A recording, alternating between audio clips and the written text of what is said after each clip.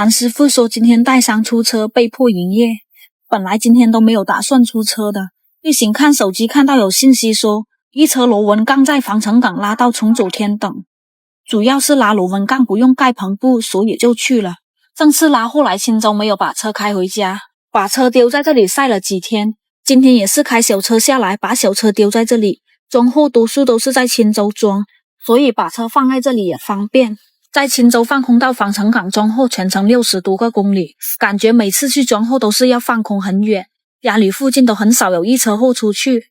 还好这一次大车不是放在家里，要是在家里的话，这次都要放空150-60公里才能到装货地。谭师傅又来到了你最喜欢的高速口了哦。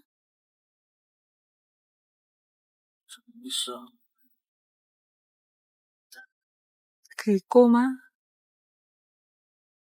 你看今天人家都不在这里。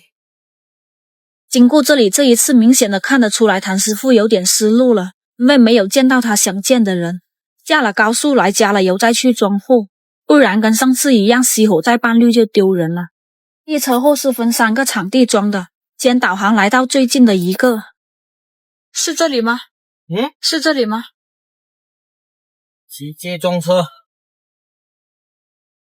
我以为前面那些车都是排队的。你看见那么多车，我以为应该排到打比好哦。没想到可以直接装车哦。刚拐进来的时候看到前面好多车，还以为要排队装了。还好那些车都不是装货的，所以拿了单就可以直接装了。这个场地装完地剩这几捆就可以了。装完了又导航到下一个场地，距离上一个场地也就3个公里。到这里了，拿单排队。在我们前面还有3个车，排了差不多1个小时，终于轮到我们装了。在这个场地装了10几捆，装完了又继续赶往下一个场地，全程5个公里左右。来到这里看起来有点熟悉，好像我们上次来过了。刚刚去第2个场地装的时候，这边就打电话过来催了，说前面已经没有车装了，叫我们先过来装。但是那会我们已经在排队了，所以没有过来。来到这里看到人家已经把货吊起来在等候了。没想到这个场地只装1捆货，早知道是1捆的话就先过来这边装了，还让人家等了那么久。装完后出来已经9点多了，找地方停车吃了东西继续出发。装货地到卸货地全程大概300公里，师傅说不上高速了，省点经费，全程摇国道过去。今天白天睡多了，晚上都不困，陪谭师傅摇到了凌晨5点钟，直接干到卸货地。到卸货地了，把车倒进卸货位置。今天人家上班直接卸货就可以了。又是天亮文化，来到这里倒好车，看到那个天都有一点亮了，车子停好，窗帘一拉，空调一开，散会了。吃饱继续出发。昨晚打算把这车货送到目的地的，睡醒了开启送货模式。今天太阳好大呀。昨晚本来打算把这车货送到目的地才睡觉的，但是导航的时候导错了，导到了另外一个地方，走了好久才发现，最后跑了几个小时都没有出崇左，真是一波三折。终于到高速口了，再从卓福水上高速跑到青州马尾海下，全程126公里，花了269元高速费。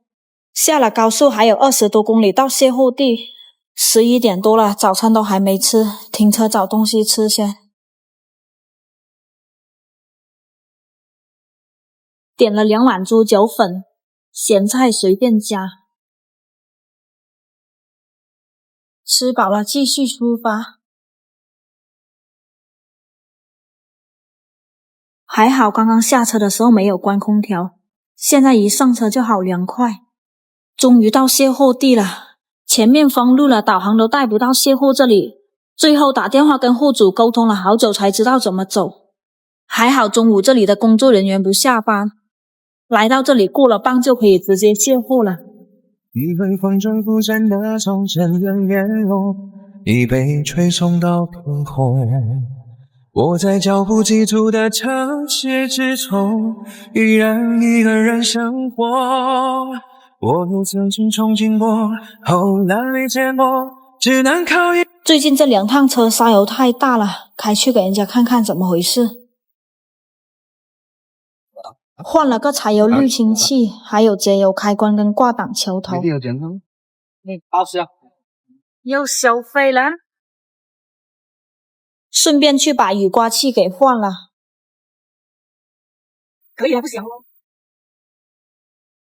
休息了2天，今天打算早后出发的，翻了一天的手机都没有找到合适的货源，想找一车在家里附近装的，一车都没有。后来订了一车，明天早上在防城港装了，在家放空下去要100多公里。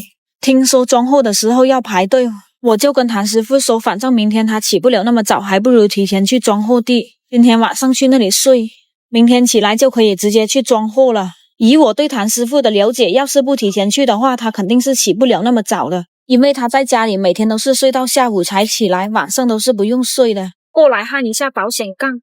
他没有空焊吗？在家。不在家。拿个酒给我。好的。工具箱那里。啊？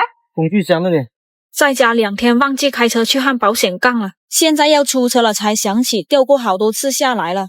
现在开车来焊，电焊师傅又不在家，只能暂时放根铁棍进去，防止它掉下来。趁现在有空，谭师傅说想来做个定位。这么快啊？定位啊？还没得定，再跑2趟试试，看吃不吃它先。这样子。就是因为现在很多种原因，也不一定说定位就能解决那啥，你再试2趟看看怎么样吃法的轮胎。上次换的那个新的轮胎也吃了？没有，现在就是刚换的新轮胎，我想要把它定位看看它吃不吃胎，他说再跑2趟先试试看。哦，因为很多种原因。这省了80蚊，今晚可以加菜的。今晚可以加菜，那你要请我吃什么？加菜。你加个鸭可以吗？是不是真的？吃个猪脚粉的，加块猪脚都得。也是哦，80蚊加2块都得呢，赛铁。该省省，该花花。赛铁，今天不装货，请我吃啥？你想吃啥？你请了，只要是你请了，我什么都喜欢吃。搞一餐海底捞哦，见你都说了2个月，都吵着要吃海底捞，这么任性啊！今天贷款请你吃一餐海底捞了。任性哦，赛铁。在青州吃完火锅，直接开车下防城港了。今晚要早点睡，明天早起。